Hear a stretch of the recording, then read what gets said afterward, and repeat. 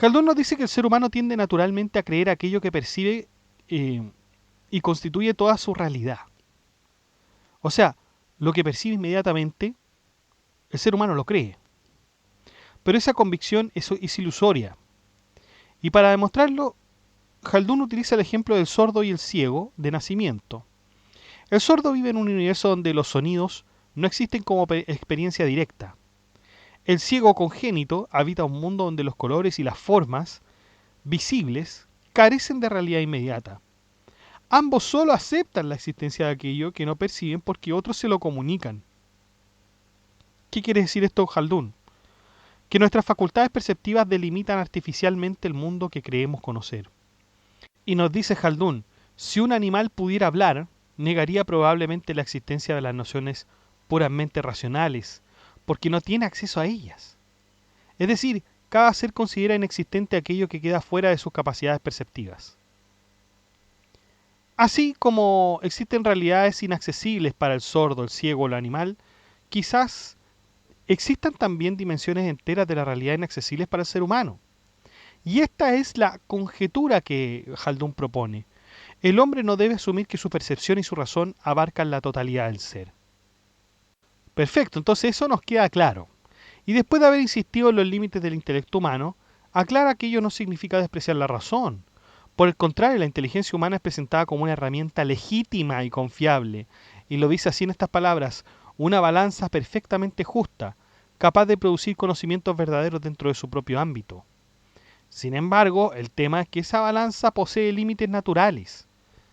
La metáfora, de hecho, que hace como la balanza, nos dice que está destinada a pesar oro, pero que no sirve para pesar montañas. La razón humana no está hecha para abarcar directamente las realidades supremas, como la esencia divina, la vida futura, la profecía o los atributos de Dios.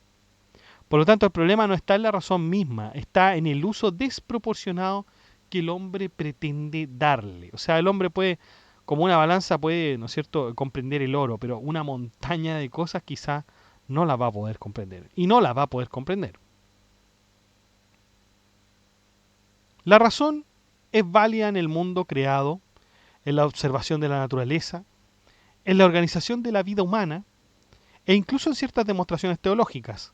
Pero cuando intenta penetrar completamente el misterio divino se enfrenta a una realidad infinitamente superior a ella.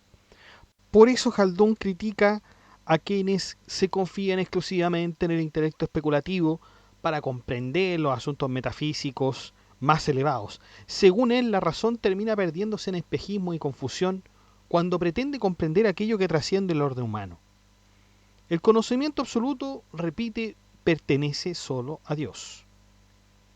El Tawhid, esta unicidad, no es solamente una forma doctrinal, es también una epistemología, porque hay una impotencia de percibir que es un modo de percepción, es decir, el que nosotros tenemos, y hay que reconocer los límites del conocimiento. Y eso, a su vez, constituye una forma superior de conocimiento, dice Haldún. La fe verdadera, cuando nosotros tenemos el intelecto, pero después tenemos la fe verdadera no es solo una afirmación exterior o intelectual, debe convertirse en una cualidad arraigada en el alma. La simple aceptación doctrinal todavía es insuficiente mientras no transforme interiormente al creyente. Por eso las prácticas religiosas poseen un sentido formativo. La obediencia, la oración y las obras religiosas son ejercicios. ¿Ejercicios para qué? Para purificar el corazón, apartarlo de las preocupaciones mundanas y orientarlo hacia Dios totalmente. O sea, la religión es una pedagogía espiritual, si ustedes quieren. Vamos con el conocimiento espiritual. Entonces hay una diferencia mediante dos conceptos. Está la profesión o conocimiento doctrinal y la apropiación, que equivale a la interiorización viva y efectiva de la verdad. Para explicar esta diferencia utiliza el ejemplo de la compasión hacia los huérfanos y los pobres. Muchas personas saben racionalmente que la misericordia es una virtud querida por Dios. Pueden citar textos religiosos, explicar doctrinas y reconocer intelectualmente el valor de la compasión. Sin embargo, cuando se enfrentan realmente a un necesitado, sienten rechazo, incomodidad o indiferencia. Su conocimiento permanece solamente en el plano teórico. Y ese estado corresponde a lo que Haldun llama la estación del conocimiento. El sujeto conoce la virtud como idea, pero todavía no la posee como una realidad interior. Por lo tanto, no existe una transformación efectiva del alma. En cambio, otros hombres, mediante la repetición de actos piadosos y el ejercicio continuo de la virtud, alcanzan una etapa superior que es la estación de la apropiación. La misericordia ahí se ha convertido en una facultad adquirida del alma. Por eso al encontrarse con un huérfano o un pobre, actúan espontáneamente para ayudarlo. La virtud ya forma parte entonces de su naturaleza espiritual ahí. La verdad religiosa entonces consiste en dejar que esas doctrinas transformen el ser interior del hombre. Y esta idea se aplica también al dogma central del Islam, unicidad divina. No basta con afirmar racionalmente que Dios es uno.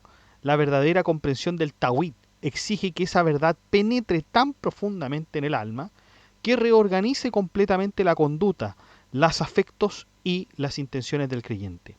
Por eso distingue entre dos grandes grados de conocimiento. Primero es el conocimiento conceptual, teórico, y segundo, el nacido de la práctica constante y de la interiorización espiritual. Y este segundo conocimiento es el único verdaderamente útil para la salvación y la felicidad eterna. La repetición de actos religiosos desempeña entonces un papel importante, porque las prácticas de devoción no son simples formalidades externas, o sea, forman hábitos espirituales que transforman el alma. Por lo tanto, ahí tiene que haber perseverancia en la oración, en la obediencia, en la piedad. Y ahí el alma adquiere nuevas disposiciones. Cuando Mohammed dice, he hecho de la oración mi gran felicidad, bueno, Haldun interpreta que había dejado de ser para él un deber externo y se había convertido en un estado interior de gozo espiritual. Entonces, las prescripciones religiosas tienen una finalidad que es la transformación, del creyente. Por eso afirma también que el objetivo esencial de las prescripciones divinas es hacer que el alma adquiera una facultad o un hábito arraigado. Un hábito arraigado. Se dan cuenta que esto no viene de una especie de espontaneidad, es un hábito. O sea, aquí lo que nosotros podríamos pensar como moral, ¿no es cierto? Hacer las cosas bien y tener un hábito de aquellas, Haldun la traspasa a lo espiritual y nos dice, tenemos que tener esta actitud también en lo religioso y lo espiritual. Y esa facultad culmina con el verdadero conocimiento de la unidad, de la unicidad divina. Es decir, una conciencia viva y permanente de Dios. Luego Haldun ahí nos habla de varios grados de fe. El grado más básico consiste en la adhesión interior acompañada de la profesión verbal. Ahí el creyente acepta sinceramente las doctrinas del Islam, pero todavía no ha alcanzado la perfección espiritual. El grado superior aparece cuando esa creencia interior unida a la práctica constante de obras piadosas termina dominando completamente el alma. En ese punto la fe deja de ser solo una convicción intelectual y se convierte en una fuerza que gobierna pensamientos, emociones y acciones. Toda la conducta humana queda sometida espontáneamente a la orientación espiritual de la fe. La virtud perfecta ya no requiere de vigilancia continua ni esfuerzo constante, porque se ha convertido en una segunda naturaleza. El alma actúa rectamente casi de manera espontánea en ese sentido, o sea, una vez que ya la ha adquirido. Por eso se cita el hadiz, el fornicador ya no comete fornicación cuando se ha vuelto un verdadero creyente. ¿Se dan cuenta cómo deja los hábitos? Cuando la fe alcanza su madurez, el alma rechaza el pecado. Hay una anécdota sobre Heraclio y Abu Sufyán que da contexto a esta idea. El emperador bizantino comprende que una fe verdaderamente penetrada en el corazón produce una adhesión tan profunda que difícilmente puede abandonarse. Entonces, la fe fuerte opera como una facultad estable comparada a la de una disposición natural. Lo que podemos aprender naturalmente con una fe fuerte también lo podemos hacer. Los hábitos espirituales entonces pueden llegar a ocupar el lugar de la naturaleza innata. La repetición de actos religiosos y morales termina moldeando tan profundamente al individuo que la virtud parece surgir naturalmente de él. Ahora bien, hay una comparación que hace con el isma o la impecabilidad profética. Porque claro, están por un lado los humanos de a pie, y también están los profetas que poseen una protección absoluta contra el error y el pecado, establecida directamente por Dios. Los creyentes comunes no alcanzan ese nivel perfecto, pero sí pueden aproximarse parcialmente mediante la práctica constante de la fe y las obras.